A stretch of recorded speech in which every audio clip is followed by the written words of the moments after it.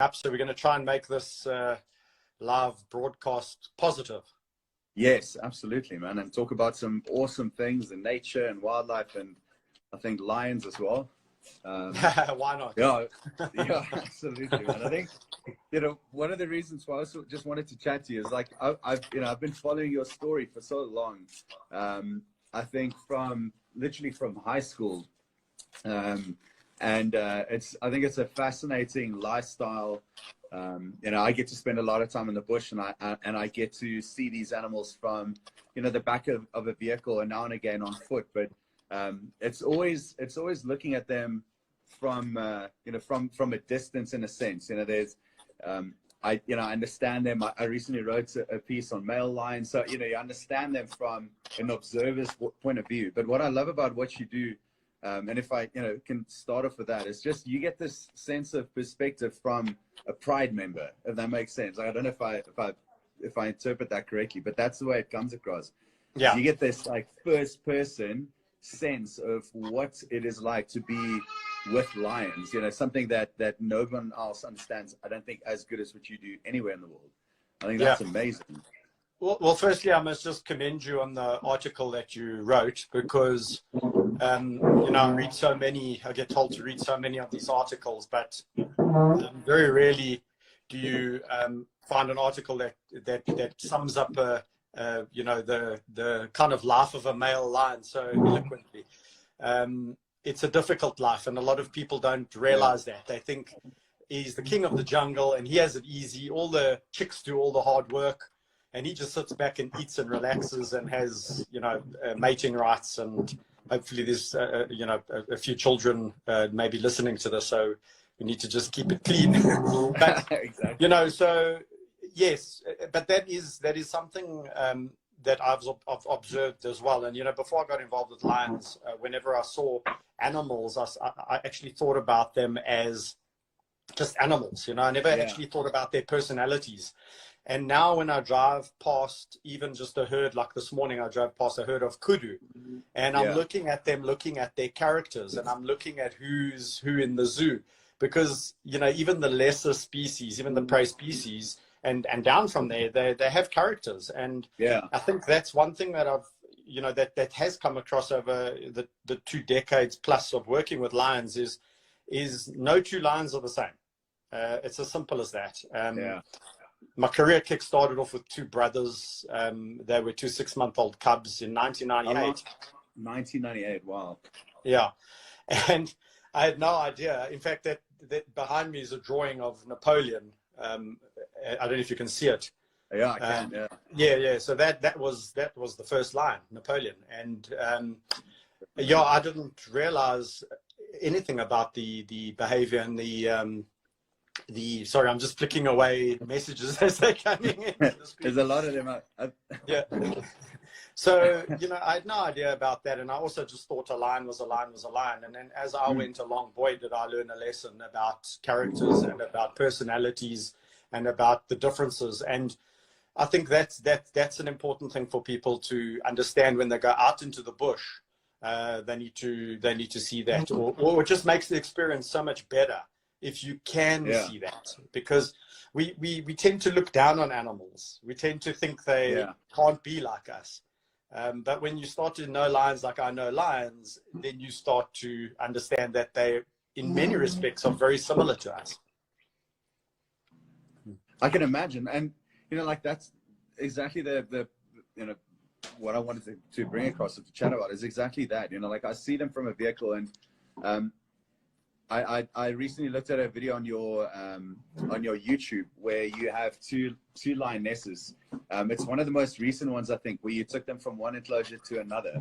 And the one lioness was quite bold and confident, even though they were sisters, and she just moved through. Just give me 1 second. My daughter rearranging the entire house while I'm talking. They know when you're on the phone.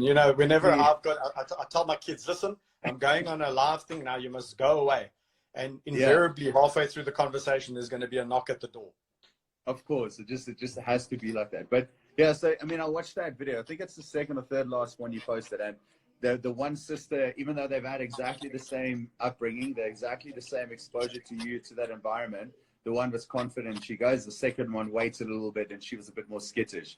And so you have a lot of people, you know, your first visit to Africa, I don't expect guests to come and understand these dynamics. I think the first time you see a lion in your first visit, it's like mind blown. A freaking lion, you know, you take photographs of them when they yawn, when they blink, it's just this wow moment. But as you visit more and more, you start seeing a deeper sense of perspective on these cats and their lives. And then you start noticing behavioral aspects, and, you know, the same with that, where the one was shy and the one wasn't. And I mean, it's cool to see these personality types, even though they grew up with exactly the same life. Exactly. I mean, you know, and Kusasa and Sabindi are the two lionesses that you're talking about. That's and correct. They're actually totally wild, wild in a captive sense, which is really interesting, because they still, when they get outside of that enclosure and they're into a neutral territory, their behavior is so different as to when they are on the, and, you know, it goes hand in hand with people. I often hear you talking about, you know, why the lions don't come at game viewers, and how do they see the game viewer vehicle, et cetera, et cetera. And it's just understanding these dynamics of how the brain thinks.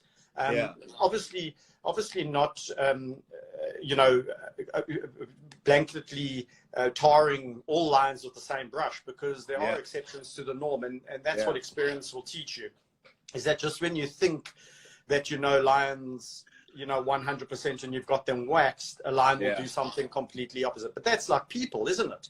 I mean, when you think, you know somebody so well, and then they go and do something, you go, well, that's so out of character for that kind of that person. So I always find that quite fascinating, especially with Kusasa and Sabindi. Kusasa being so brave and bold, you know, and off she goes. And then Sabindi is hanging back and going, whoa, I need to see what everyone else does before I make a move. And then being trusting enough to understand this bipedal guy on the other side of the fence is not going to hurt her, but she's a bit suspicious of him, you know, even though she knows exactly who I am. So, you know, and that's on the wilder front. But on the you know, the tamer front, with the lions like Suja and Bongani, I've got a lion that I've known for 14 years. Wow. And he has not changed. I mean, his personality is just skittish. He's just always taking his cues from Bongani, and that's kind of like how you have to roll with Suja. If you're going to come at him and you're going to force him to do stuff, he's just not going to do it. He just backs into a corner, and he just says, no, I'm not going to do it. And I know people like that. You know, put them on the stage and say, sing. I'm not going to sing. You know? So they exactly the same. It's like almost like stage fright for lions. Whereas other people are just natural. You know, for me, many people won't know, but like I found it incredibly difficult to get on camera and to speak to people on camera. And I still, to this day, 20 years on, I mean, I still find it's not my forte. It's not my best. I'd prefer to say nothing and to do, you know, just to be on my own with the animal. Exactly. So you put me on the spot, Marlon. Thanks. Sorry, man. You seem natural, so I just kind of went with it. No, it's just an act. It's the coolest thing to see, because I think it's something that people can. It's a topic that comes up often. You know, can animals? And I don't know exactly where you stand on that, but I often look at animals and people think, can they have fun? Can they enjoy themselves? Do they express emotion? Etc. But when you look at these animals and their unique personalities, and especially lion, you know, if you you need to spend a fair bit of time with them, because they are inactive for long periods of a day. But you do see personalities. You can see the longest I've spent in one area was 4.5 years, where I worked on the eastern boundary of Kruger at a camp called Singita, well. So very, very cool area.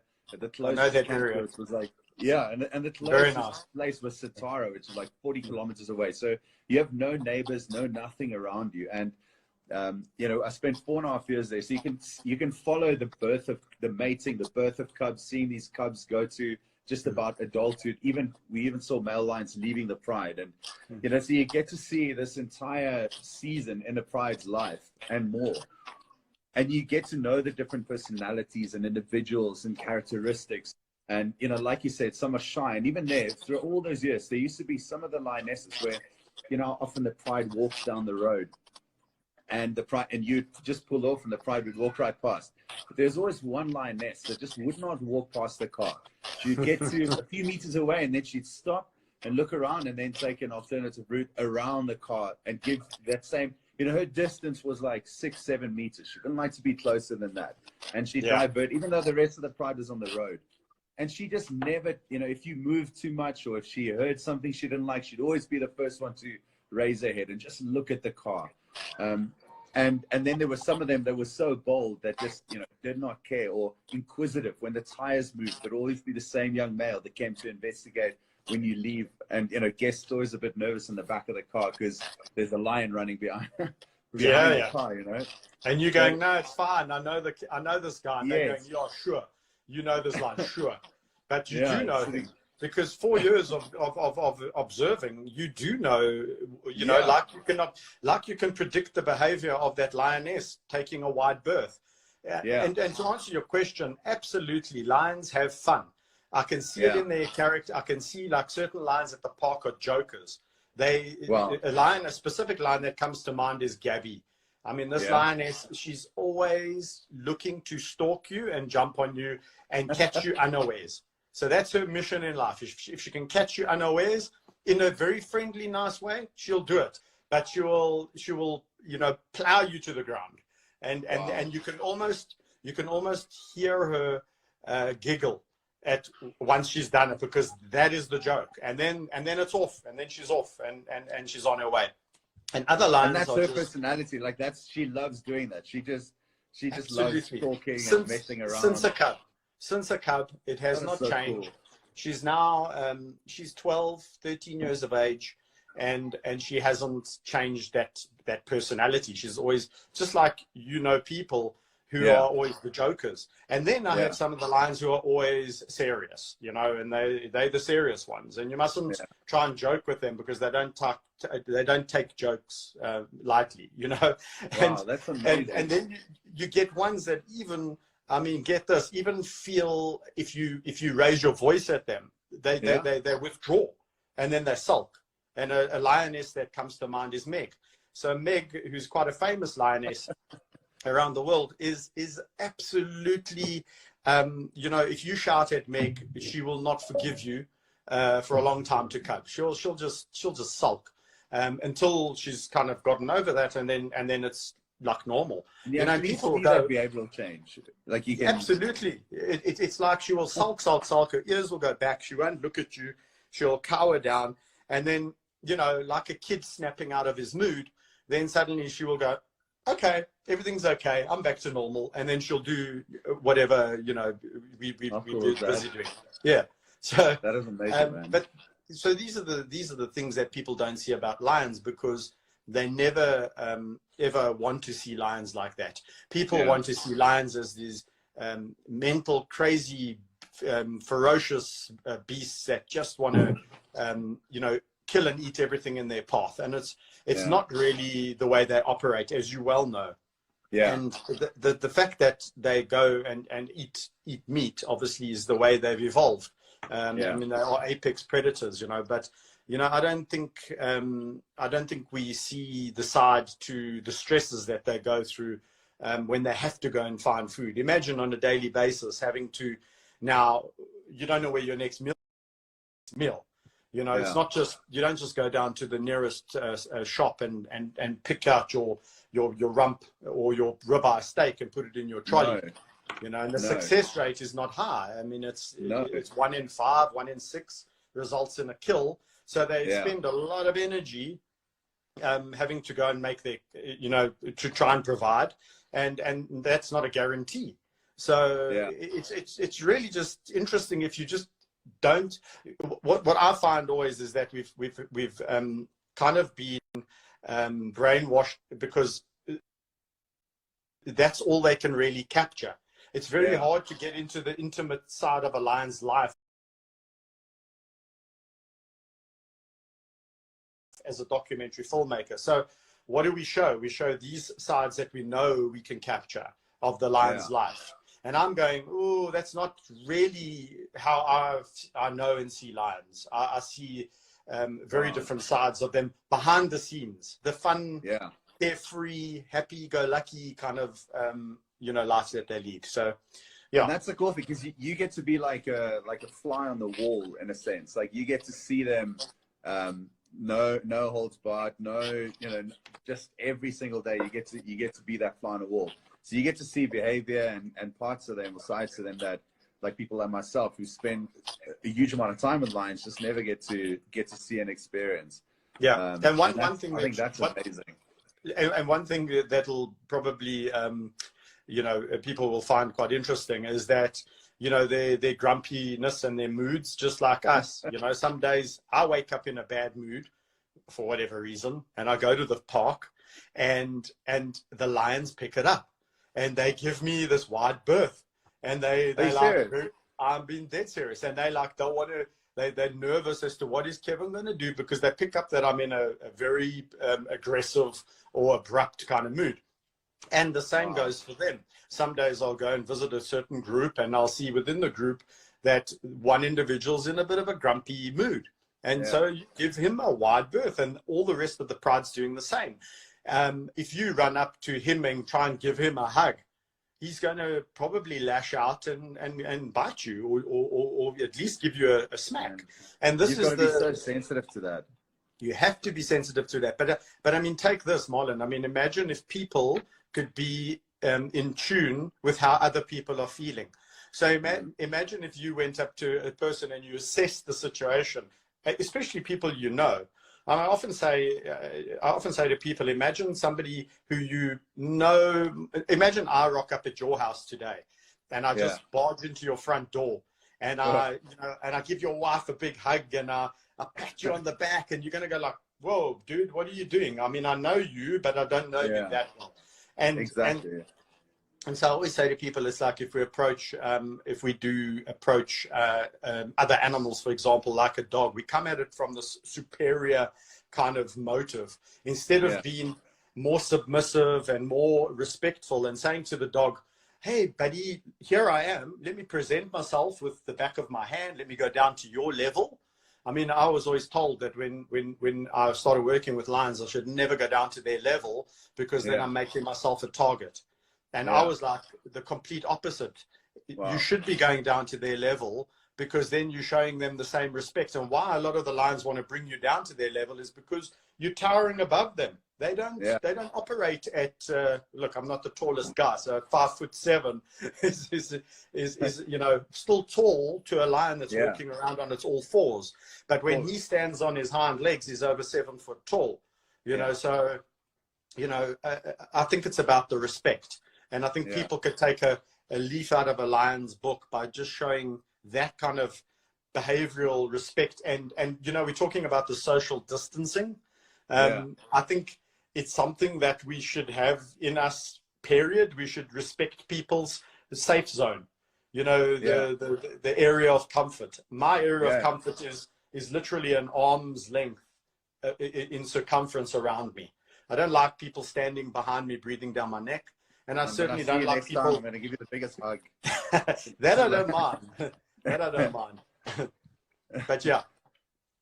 That's fascinating, because, like the height when walking, like thinking of being higher than them, the times that I spent with wild lions on foot, there's a place in particular. I used to walk lions a bit in the Sabi Sands when I used to work as a guide, but especially Mana Pools in Zimbabwe is a walking destination. It's almost all sightings there are on foot in one way or another. And lions don't like it when you approach them upright, and especially not directly head on, upright, disrespectful, just getting in on their space. And I've seen people do that and get a very bad reaction from the cats, either them running away or reacting aggressively. You're a threat. And it's a question I often get: how do you get away with this without being eaten? But it's also that level of respect, of taking your time, of being low, of taking a submissive position. And I've had amazing sightings of lions on foot. These are not tame lions just because they're used to seeing people on foot. and I've had these amazing encounters with lions, but all from a position of being low.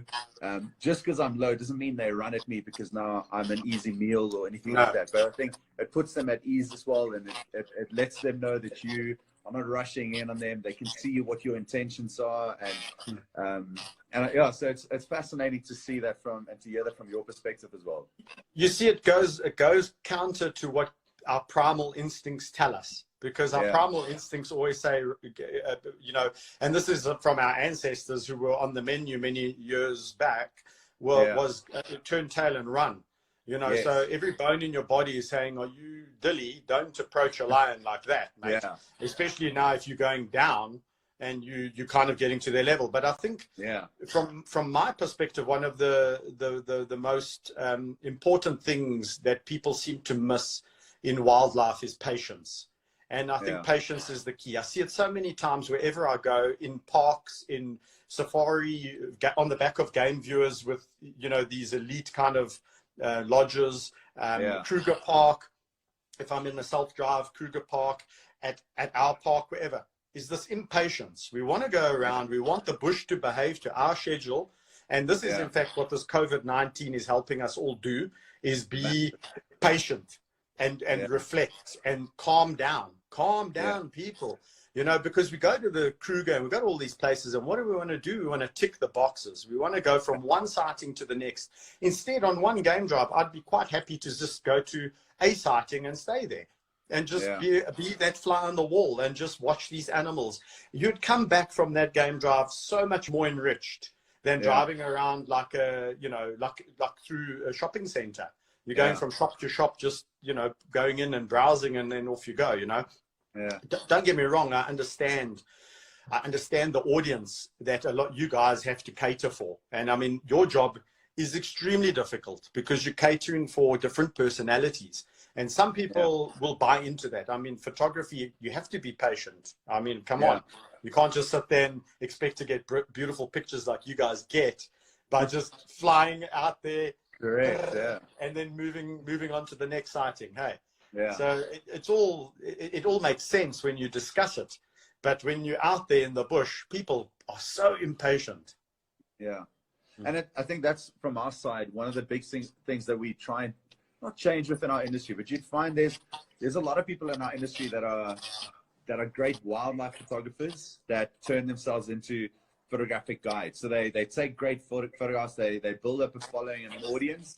And because of this, people then want to travel with them because they take great photographs. So they end up running photo safaris, hosting people in the field, but they know very little of the way of the bush or the way of Africa in terms of understanding animals or animal behavior. So, you know, it becomes a sense of you joining them on their safari. They get their photographs. You happen to get a few, but there's nothing deeper than that. And you find a lot of perhaps impatience, or just, it's not a great experience. What we try and do is exactly what you say there, is to introduce people to an experience.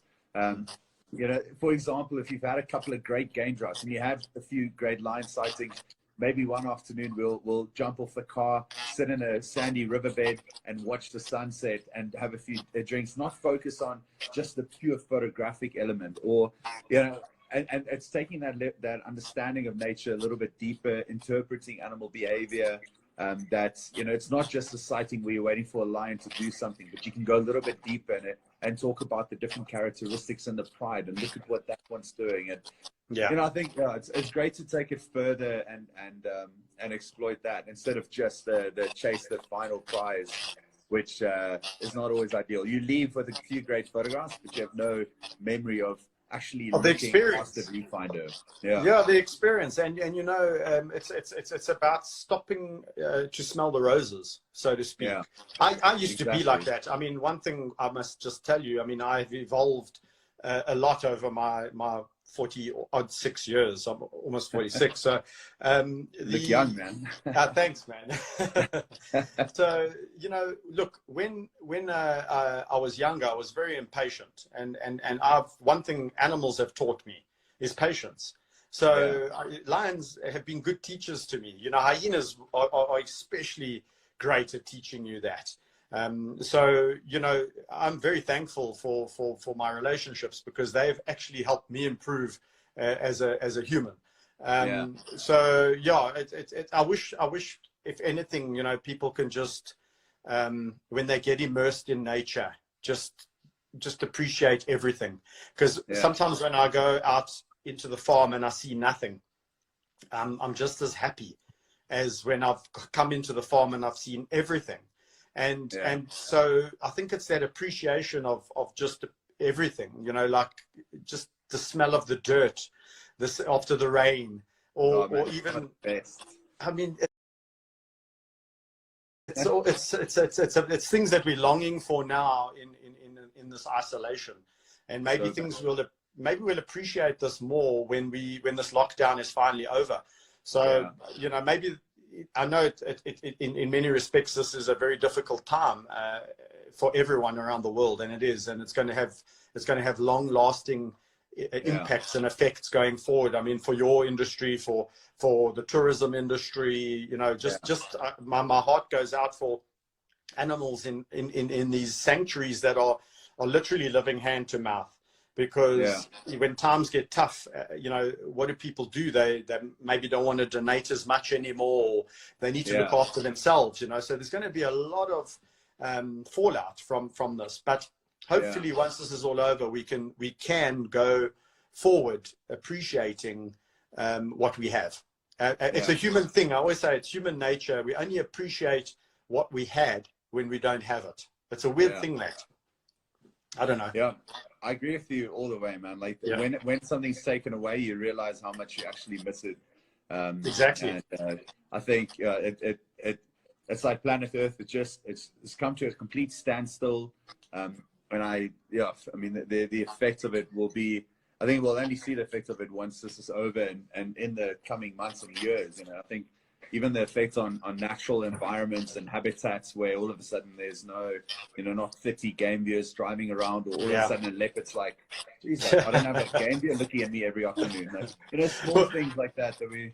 What I find so funny is that, because people say to me often, people say, well, your relationships are not natural because you shouldn't really have a relationship with a lion. But anyway, and I go like, and then they say you should rather go on a game drive and go to a game, like a game reserve, or to a private game, whatever, and go in a game viewer. And I'm going like, what's natural about sitting on the back of a game viewer, looking at animals from the back of a game viewer? If you want it natural, get off the game viewer and walk through the veld. That's natural. Do what the guys are doing with those sharks. I look at these shark divers who don't even have oxygen tanks. They take a deep breath and they dive deep and they swim with sharks. That's impressive to me. I mean, so what's natural? It's all very it's all perspective. I never put these lions in cages. I'm simply trying to give them a decent quality of life, and my relationships give them that. I often say to people, when the last lion dies in my sanctuary, I'm a happy man, because I don't want to perpetuate lions in cages, knowing them the way I know them. So my mission, which a lot of people go, oh my gosh, you are crazy, but my mission is to see it end. So, and then everyone says, yeah, but it's contradiction, because you've got them and you're doing this with them. And I'm going, yeah, but when the last lion passes away, those enclosures, we probably will convert the park into something along the lines of a bona fide rehabilitation place. So we would only accept animals that can come there and then be rehabilitated back into the wild. If it's an animal that it needs sanctuary or a permanent home, I don't want to be part of that, because I'm very saddened by seeing lions in cages. And I know that my lions at least live a quality of life by being able to get out, move around, go for walks in bigger areas. When I see some areas where the lions are just in one area for their entire life, and lions like I know lions, I'm saddened. And hyenas and leopards, I'm saddened. And it took me a while, Marlon, to get that. It took me a while to understand that. It was almost as though the blinkers suddenly one day were removed, because when I started working with lions, I saw nothing wrong with it. I saw that, I suppose you're blinded by it. And, Yeah. and that was how I went about my ways until I was enlightened. And it wasn't because somebody came to me, like a guy who I respected or a lady who I respected, Yeah. said to me, "Oh, Kevin, did you know this?" It was just me knowing and working with them so in depth that I eventually realized, listen, I don't want to see this as a perpetual thing going forward. I'd love nothing more than to see it come to an end. And, I think places have a purpose and they have a place, but for me, it's not where I want to go. Yeah. But I think the lives you've changed in the process of this whole experience is immense. And being like an advocate for lions, in everything that you've done, I think you've had such a massive influence. I mean, I'm one of them. Like I said, I've been following your journey for a very long time. And so, I mean, you've taken this opportunity and used channels like social media and YouTube, and just to, if you look at what you've done, it's different to what a lot of people do. It's not for show. It's not for entertainment. It's not, like there's a deeper purpose to it. And that's why I love what you do, and why I enjoy this conversation so much, because you get a deeper sense of purpose and understanding watching what you do. It's definitely not something that you're doing for fame or for the name of it, but you've been able to be a massive advocate for these animals. And I appreciate and respect that in a big way. Well, I appreciate your words, but it's really it's nice to hear that. But what really does keep me going, because we are in a world where everyone's got an opinion, and it's social media just gives them that platform. But it's so heartwarming to see the lives touched all around the world. I mean, I get, as you can imagine, lots and lots of messages. And when I get a message whereby somebody says, I came back from Iraq, I'm suffering from PTSD, and your videos helped me get through it. Then you realize that you're not only making an impact in the animal world, but you're also making an impact in the human world by inspiring people.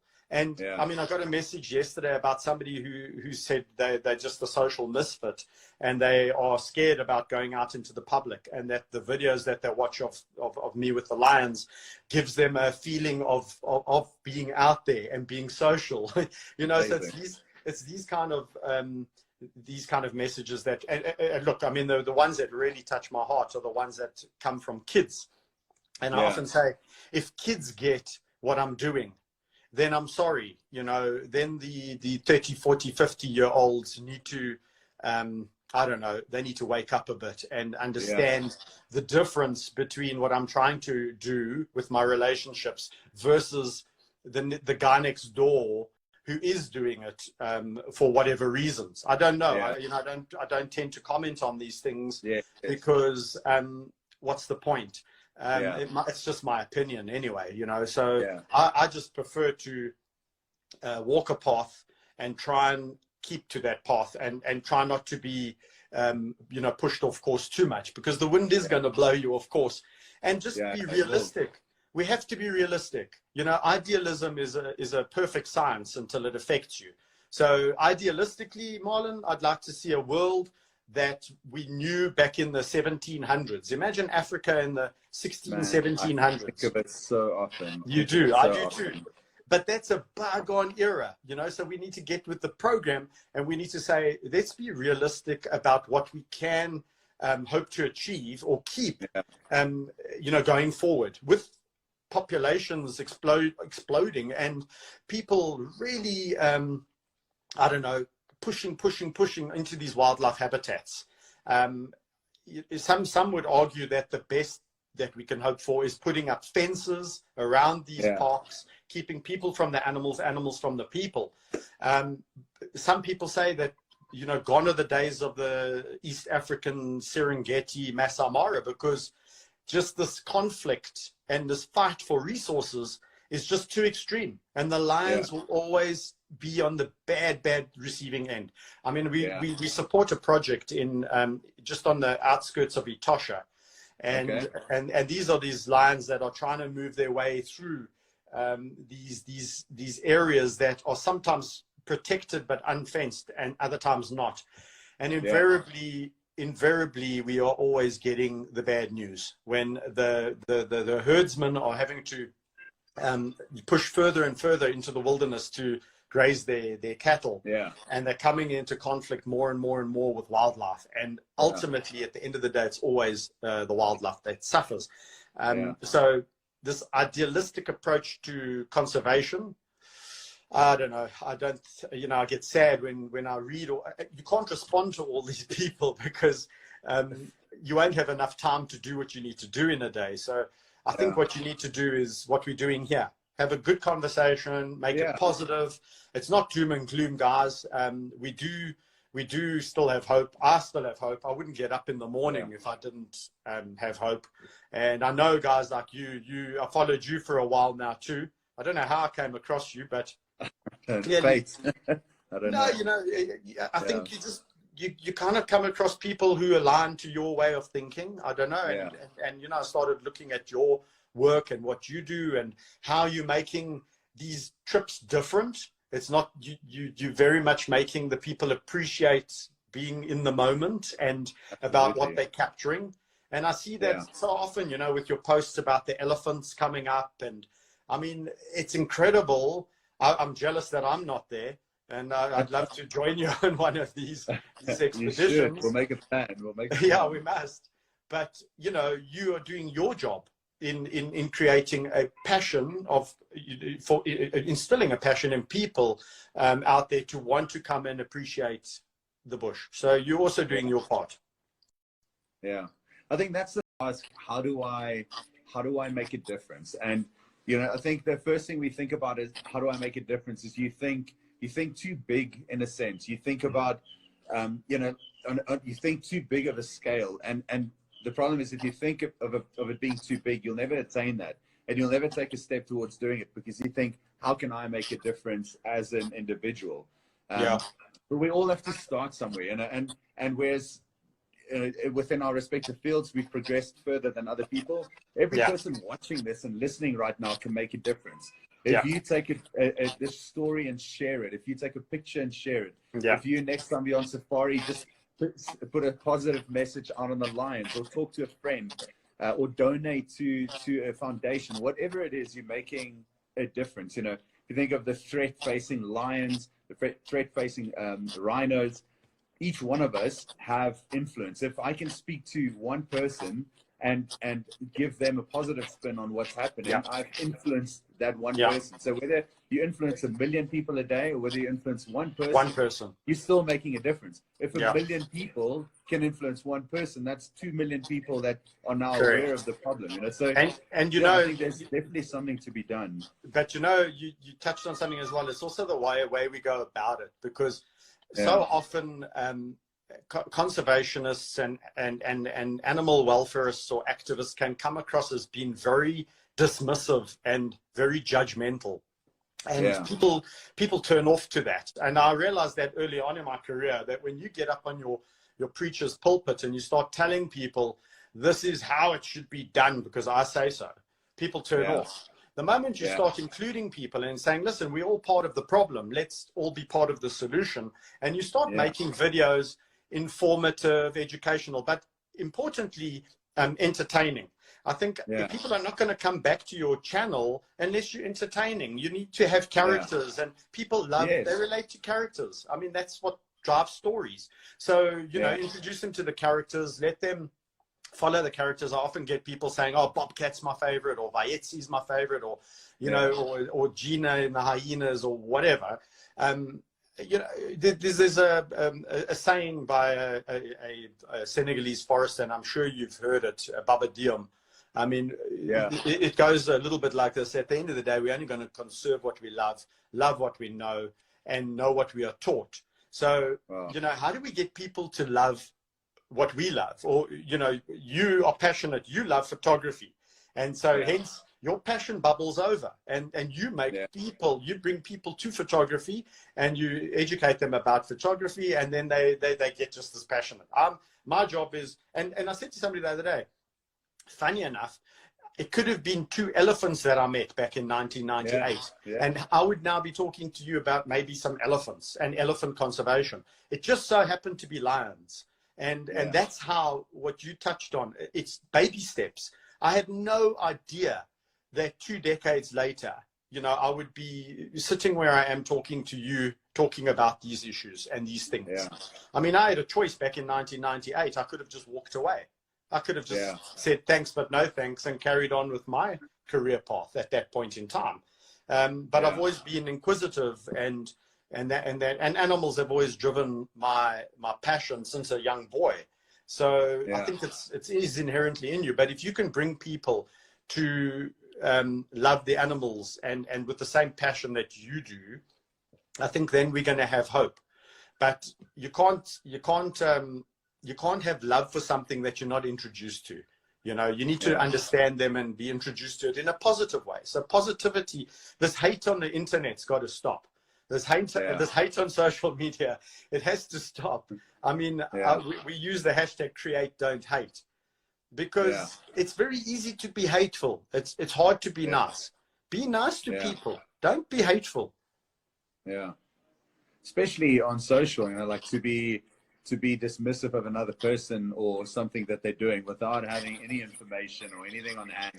It's far, I think, if we all adopt a different attitude. And I think this period, you know, what the world's going through, I shared something recently saying that I hope things don't go back to normal, because normal wasn't that great, to be honest. You know, like, so you think about like, we can do better. We can all do better. I think we can all put in a little bit more effort. So, so many people are hoping things should go back the way they were.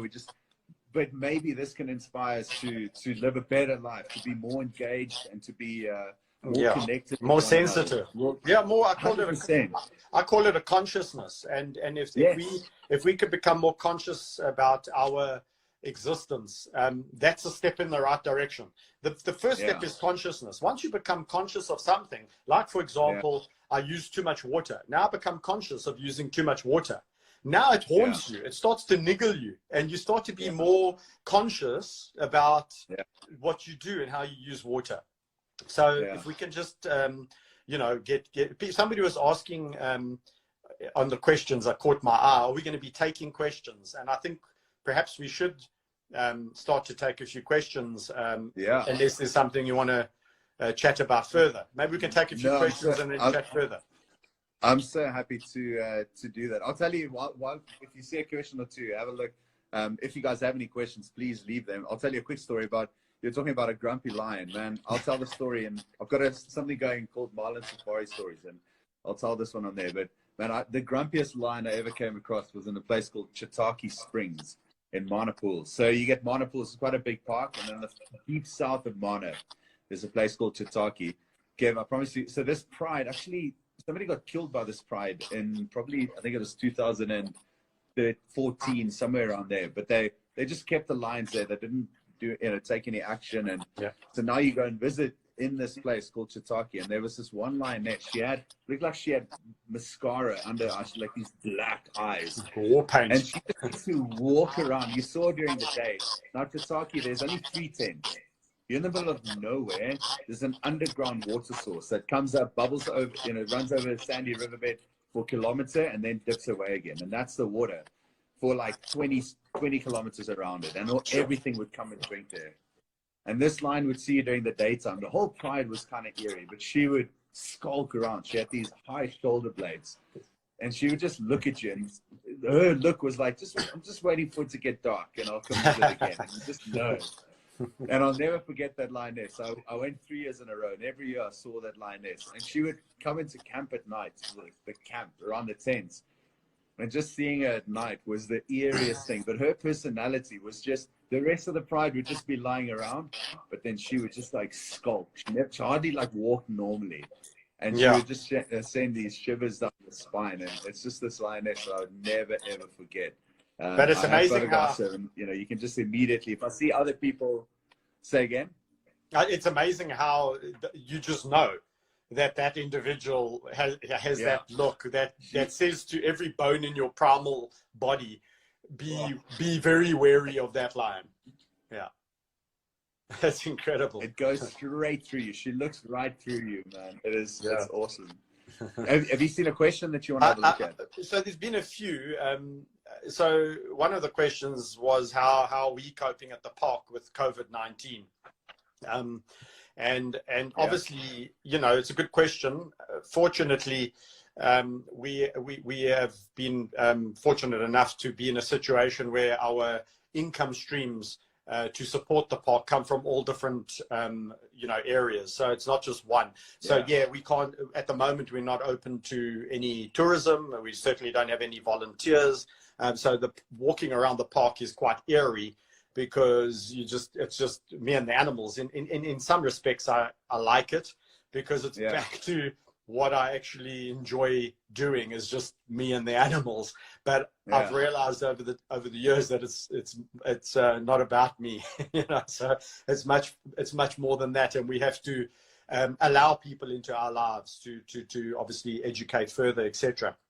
But so look, guys, I mean, the truth be known that the further this crisis continues, the more difficult it's going to become for everyone. So I think everyone is in the same boat with regards to understanding the future. And I think we're all feeling a bit insecure at this point in time, and we're not alone. But so far, so good. We're managing just fine. The animals are all happy, and I'm actually able to create a little bit more content for YouTube, and that's obviously a plus. It's an upside to this whole thing. But yeah, that's where we're at. That's amazing. Yeah.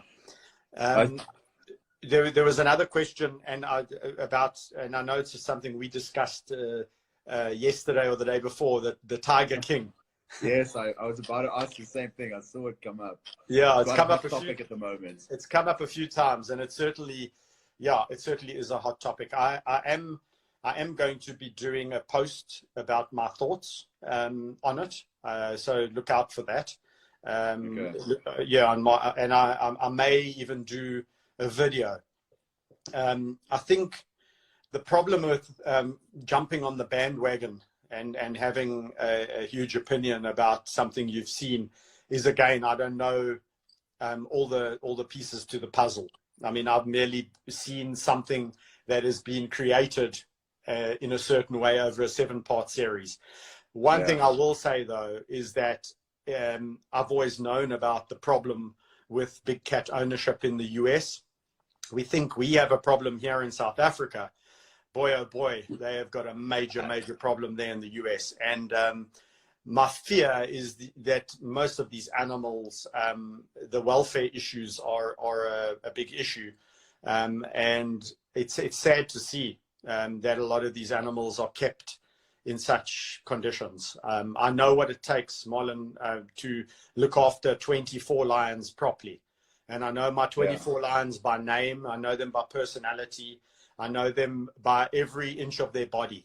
And that goes the same with the 11 spotted hyenas, 2 striped hyenas, and 4 black leopards.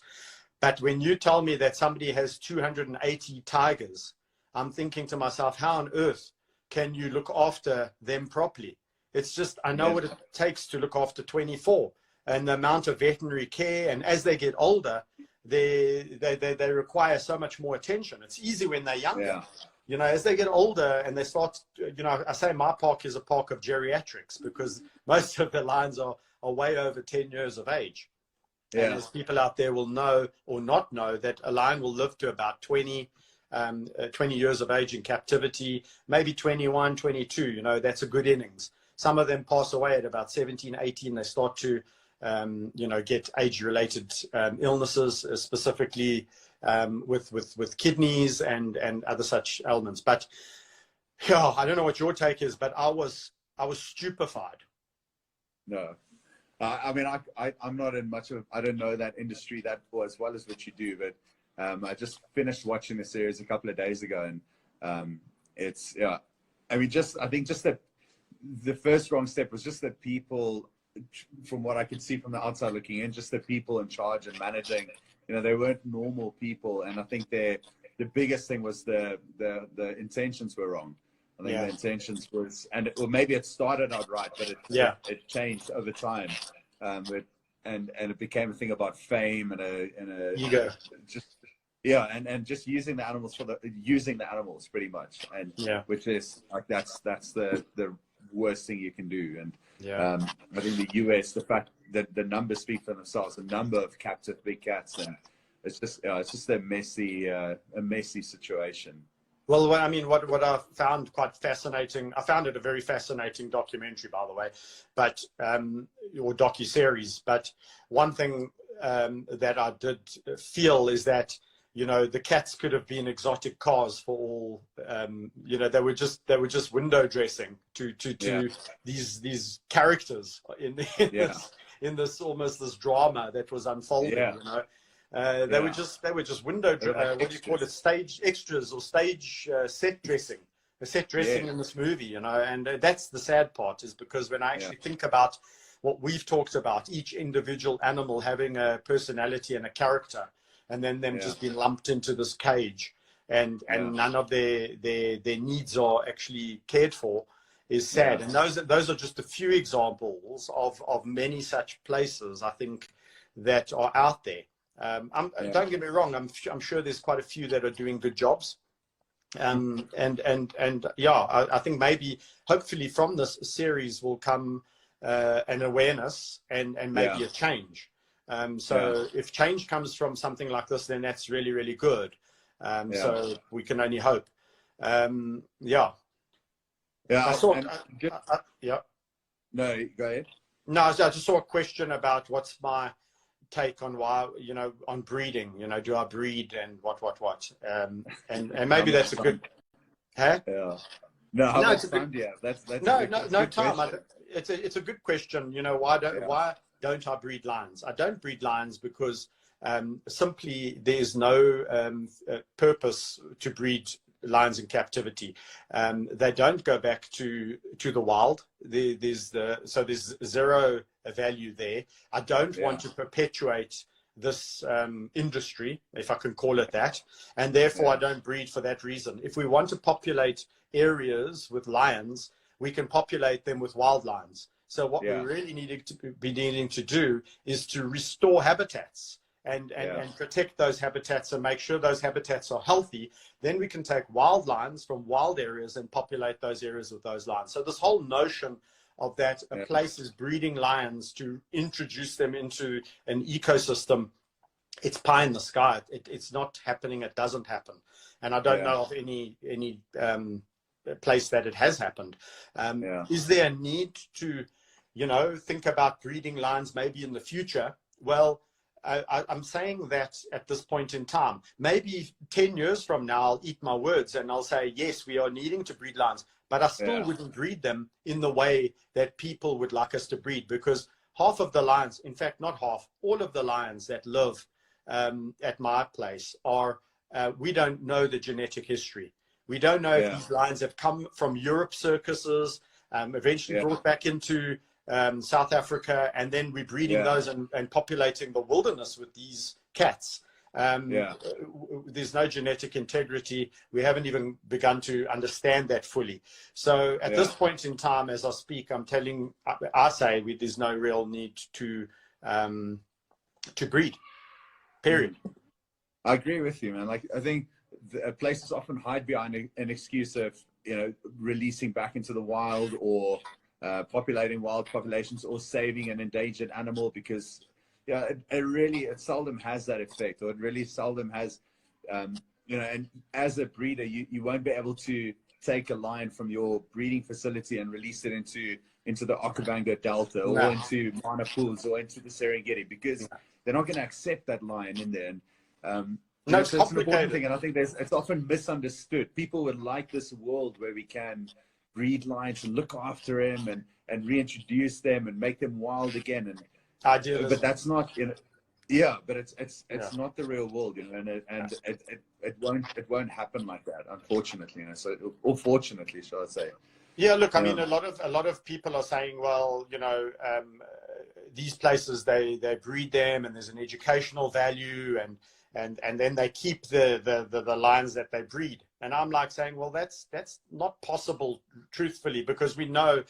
And I didn't really want to get into the whole canned hunting debacle, but yeah, you know, let's just touch on it, because if these lions are being bred and they got no place to go, the only outlet really in South Africa is these other unscrupulous places that would then hunt them in these so-called canned hunts.